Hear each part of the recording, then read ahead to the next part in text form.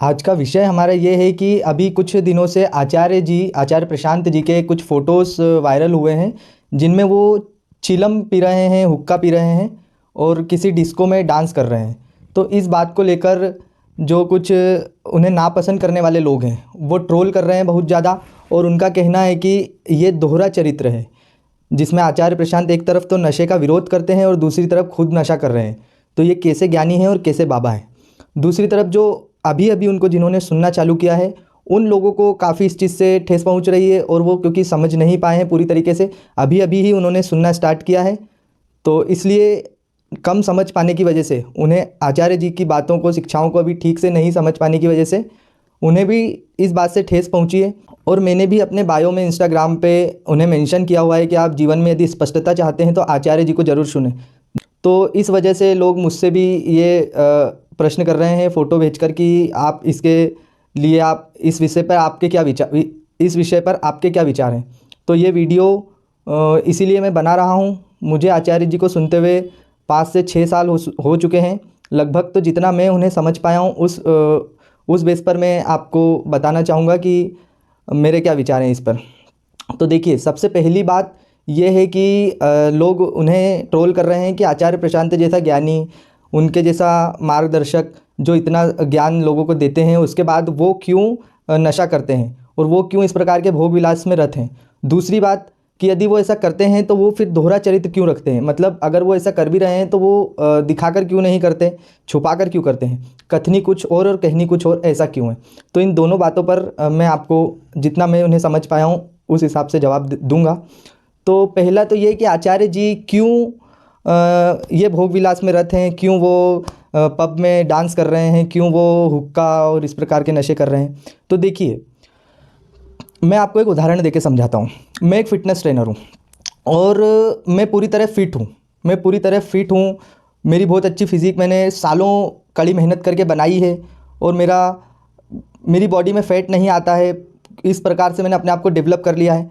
तो अब यदि मैं महीने में 1 या 2 बार चीट मील लेता हूँ, यानी कुछ बाहर का तला गला खाना, फास्ट फूड, जंक फूड खाना यदि मैं करता हूँ तो मेरे लिए ठीक है, क्योंकि मैंने अपने आप को उस हिसाब से डेवलप कर लिया है। लेकिन इसका मतलब ये नहीं है कि मैं वो कचौरी समोसे खाते हुए फ़ोटो फेसबुक पे अपलोड कर दूं, या वो मैं सजेस्ट करूं लोगों को कि आप भी खाओ। वो मेरे लिए ठीक है, मेरे लिए उससे मुझे कोई नुकसान नहीं होने वाला, क्योंकि मैं इतनी मेहनत करता हूं कि वो कचौरी समोसे 1-2 हफ्ते में 1 आध बार मुझे कोई असर नहीं करेंगे।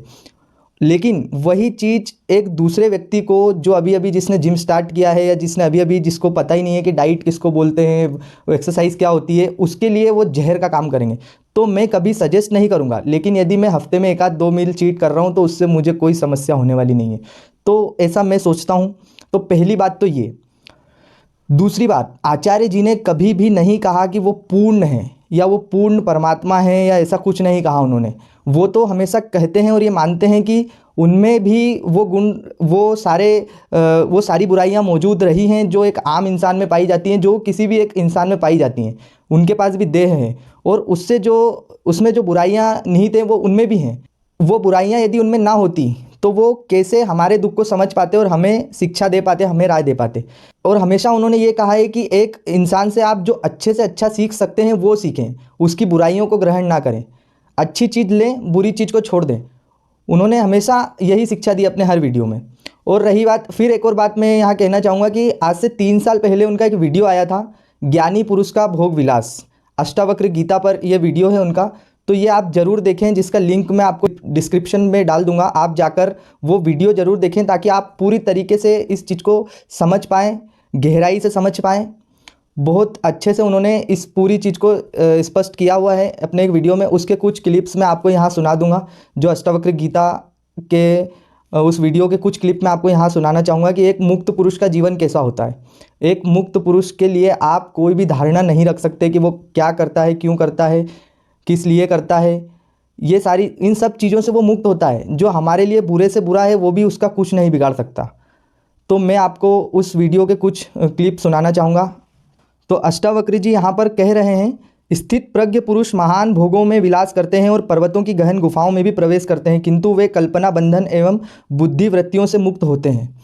यानी कि एक स्थित प्रज्ञ जो है, एक मुक्त पुरुष जो है, वो महान भोगों में विलास करते हुए भी पाया जा सकता है और गहन गुफाओं में भी पाया जा सकता है। वो कुछ भी कर सकता है। तो यहाँ पर जो स्पष्टीकरण आचार्य जी ने दिया है इस पर, वो आप भी सुने। आज से 3 साल पहले का ये वीडियो है और ऐसे कई वीडियोज़ उनके मौजूद हैं, आप सुनिए। यहाँ पर मैं प्ले करता हूँ। हमारे भोग भी छोटे होते हैं और हमें विलास से बड़ा डर लगता है। स्थित प्रज्ञ पुरुष महान भोगों में विलास करते हैं और पर्वतों की गहन गुफाओं में भी प्रवेश करते हैं, किंतु वे कल्पना बंधन एवं बुद्धि वृत्तियों से मुक्त होते हैं। कुछ भी उनके लिए वर्जित नहीं है। कभी ऐसा करते भी दिख सकते हैं, कभी वैसा करते भी दिख सकते हैं। कुछ भी कर रहे हो, कुछ भी न कर रहे हो, वो रहते मुक्त ही हैं। उनके बारे में कोई धारणा मत बना लेना, कोई छवि मत बना लेना। जो आम छवि है भक्त की, योगी की, ज्ञानी की, त्यागी की, उन छवियों से आजादी दे रहे हैं अष्टावक्र। अष्टावक्र कह रहे हैं कि ना,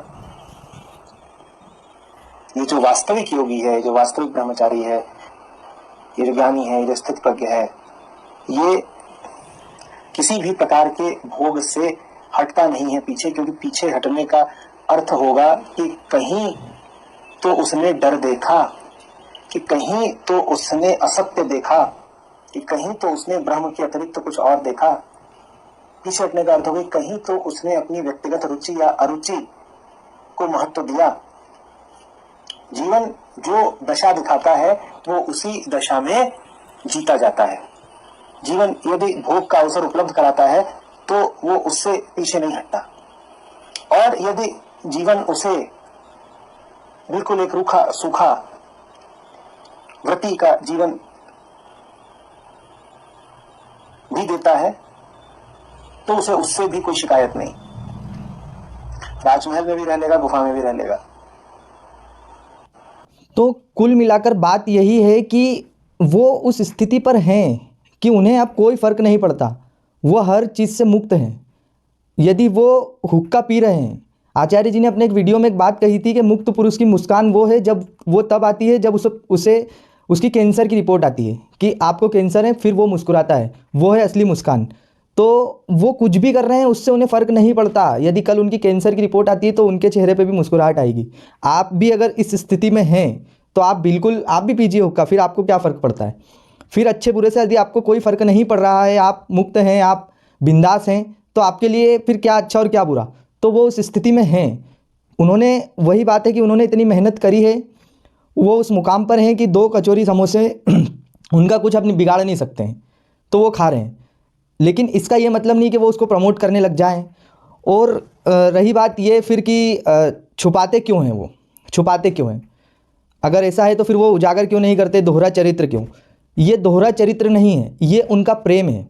जैसे आपने देखा होगा कि ओशो भी शराब पीते थे और उन्होंने, उनकी जीवनी सबको पता है कि उन्होंने वैसे इतना छुपाया नहीं, सब दिखाया। लेकिन आचार्य जी का ये प्रेम है हमारे प्रति, समाज के प्रति, कि वो ये चीज़ें उजागर नहीं करते। क्योंकि यदि वो अपना पूरा जीवन दिखाएंगे कि वो क्या कर रहे हैं, क्या नहीं कर रहे हैं, तो ये हम कभी स्वीकार नहीं पाएंगे और उनकी अच्छी बातों को भी हम सुनेंगे नहीं।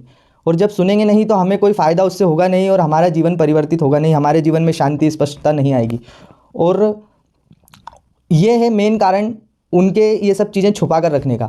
तो ऐसे फिर भी यदि कुछ ऐसी चीज़ें लीक हो जाती हैं, आप उनके जीवन में झांका ताकी कर रहे हैं, तो इसमें नुकसान आपका ही है, उनका कोई नुकसान इसमें होने वाला नहीं है। उन्होंने इसी वीडियो में आगे कहा है कि एक स्त्री भी अष्टावक्र हो सकती है जो कि एक बार में डांस कर रही है, वो भी अष्टावक्र हो सकती है। मतलब कि वो एक स्थिति है, वो एक मानसिक आपकी स्थिति है, वो एक चेतना का वो स्तर है कि उस वहाँ जाकर इंसान हर चीज़ से मुक्त हो जाता है, अध्यात्म से भी मुक्त हो जाता है, मतलब मुक्ति से भी मुक्त हो जाता है। तो वहाँ फिर कोई अच्छा बुरा कुछ नहीं बचता। अगर आप उस स्थिति में हैं और आप भोग विलास कर रहे हैं तो फिर आपके लिए भी वो वर्जित नहीं है। तो वो उनका प्रेम है हमारे प्रति कि वो हमसे ये सब छुपा के रखते हैं। क्योंकि जो नए लोग हैं, जो नए उनको सुनने वाले हैं, या जो नए, वो उस स्तर पे उनकी सोच थोड़ी है, वो थोड़ी समझ पाएंगे कि वो ऐसा क्यों कर रहे हैं या इसके पीछे क्या कारण है, या वो नहीं कर रहे हैं या जो भी है मतलब। तो इसलिए वो हमसे ये चीज़ें छुपाते हैं, या छुपाते नहीं है तो कम से कम हमारे सामने नहीं आने देते हैं, या उससे हम वैसे भी कुछ सीख नहीं पाएंगे। वो अपनी वही बातें बताएंगे या वो आपको वही बताएंगे जिससे आप कुछ सीख सकें, जिससे आप आगे बढ़ सकें, अपनी चेतना को ऊपर उठा सकें। आचार्य जी हमेशा अपने जीवन की उन चीज़ों को आपके सामने नहीं लेकर आते हैं, जिससे आप कुछ नहीं सीख सकते, जिससे आपके जीवन में कोई, आपकी चेतना में कोई ऊंचाई नहीं आएगी, उन चीज़ों को वो सामने नहीं लेकर आते हैं अक्सर। और वो वैसे भी अपने व्यक्तिगत जीवन को इतना आपके सामने उन्होंने वैसे भी नहीं रखा है, कहीं भी इतना अपने आप को उन्होंने महिमा मंडित नहीं किया है। वैसे भी वो सिर्फ पॉइंट की बात करते हैं, वो सिर्फ आपकी परेशानियों की बात करते हैं और उनका हल बताते हैं। तो इसमें बुरा क्या है? तो सिर्फ एक वीडियो, एक फ़ोटो से ऐसे उन्हें आप ऐसा नहीं कह सकते कि ये बिल्कुल ही इन्हें कुछ पता नहीं है। क्या एक शराबी या एक नशेड़ी भी आपको इतना ज्ञान दे सकता है? क्या उसके पास उसकी चेतना इतनी ऊपर हो सकती है जितनी उनकी है? तो आप कुछ वीडियो, फ़ोटो और कुछ उनकी कुछ चीज़ें देख करके उनको उस स्तर पे थोड़ी खड़ा कर सकते हैं। तो ये तो आपके ज्ञान का स्तर है कि आप उनको किस प्रकार से देख रहे हैं, आपकी समझ कितनी है। और यदि आपको फिर भी बहुत ज़्यादा ठेस लग रही है तो ये आपका अहंकार है, अहंकार मात्र, क्योंकि आपने अपने मैं को उनसे जोड़ दिया है। आप उनको देह, आप सिर्फ उनकी देह से जुड़े हुए हो और आपको ये लग रहा है कि हमारा गुरु, जिसे हमने गुरु माना, हमने इतना किया, उसने ऐसा किया, तो ये आपको इसलिए ठेस लग रही है। आप अपनी अहंकार में जी रहे हैं, आपके अंदर वो मैं भाव, देह भाव है, जो आपने उनको भी एक देह समझ के आप उनसे जुड़े हो और उनको देह की तरह ही देख रहे हो। जैसे कि अभी एक फ़ोटो शॉर्ट्स में उन्होंने डाल दिया था, तो उस पर भी बड़ा विवाद कर दिया लोगों ने कि आचार्य जी ने शॉर्ट्स में फ़ोटो डाल दिया। तो आप बस अभी उनकी शॉर्ट्स में ही अटके हुए हो। आप वो जो कहना चाह रहे हैं, जो उनका स्तर है, आप उस पे जाके अभी समझे ही नहीं हो बातों को। तो इस वजह से ये सब चीज़ें हो रही हैं। तो आप और सुने, समझें, और जो गुरु है असली, वो आपको अपने आप से भी मुक्त कर देगा। तो आचार्य जी के यदि आप असली शिष्य हैं तो आपको फिर भी ठेस नहीं लगना चाहिए, क्योंकि आप उनसे भी मुक्त होंगे, आप उनसे भी बंधे हुए नहीं होंगे। गुरु तो वही है जो आपको सारे बंधन से छुड़ा के अंततः अपने से भी मुक्त कर दे। धन्यवाद। मुझे इस विषय पर इतना ही कहना था। मुझे लगता है कि आपको ये बात समझ आई होगी। और मुक्त पुरुषों के लिए कभी कोई छवि अपने मन में ना बनाएं, कोई भी अपने दिमाग में ऐसी धारणा ना बनाएं कि वो क्या करते होंगे, क्यों करते होंगे, उनका जीवन कैसा होगा। इसी धारणा की वजह से ही आप ठगे जा रहे हैं। इतने सारे मुक्त पुरुष बन के लोग घूम रहे हैं, क्योंकि आप उनको पता है कि आप क्या चाहते हैं, मुक्त पुरुष कैसे होते हैं, उन्हें सब पता है। तो उसी वजह से वो इतना सब ढोंग कर पा रहे हैं।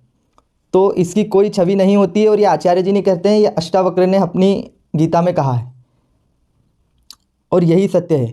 कृष्ण रासलीला करेंगे तो वो चलता है, लेकिन आप नहीं कर सकते हैं। आप अभी कृष्ण नहीं हैं, बस इतनी सी बात है। तो क्योंकि मुझे लगता है कि आपको बात समझ आ गई होगी कहीं ना कहीं, और यदि नहीं समझ आई है, आपके और भी कुछ प्रश्न हैं, तो आप मुझे बताइए, मैं इस पर भी वीडियो बनाकर आपको बताऊंगा। जय हिंद, धन्यवाद।